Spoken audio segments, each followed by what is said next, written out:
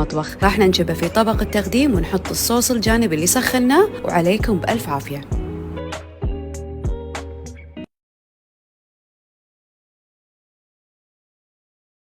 برياني سهل وسريع وبمكونين بس مع بعض التوابل.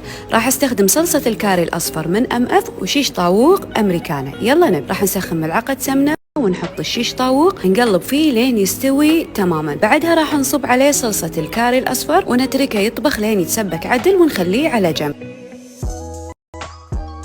في جدر نسخن ماي حار، نحط عود دارسين و5 حبات هيل وملعقة كبيرة من الملح، وننزل شلتين من العيش البسمتي ونخليه ينسلق لين يوصل نص استوى. بعدها راح نشيل كل الدياي من الجدر وننزل العيش المصفى والمسلوق نص استوى، جزء من العيش مو كله، وبعدها نحط الدياي وبعدها العيش مرة ثانية. نوزع شوي من منقوع الزعفران وبصل مكرمل وكزبرة، نقطيه ربع ساعة، وبعدها راح ناخذ صوص إضافي من صلصة الكاري ونسخنه عشان نقدمه كصوص جانبي مع البرياني.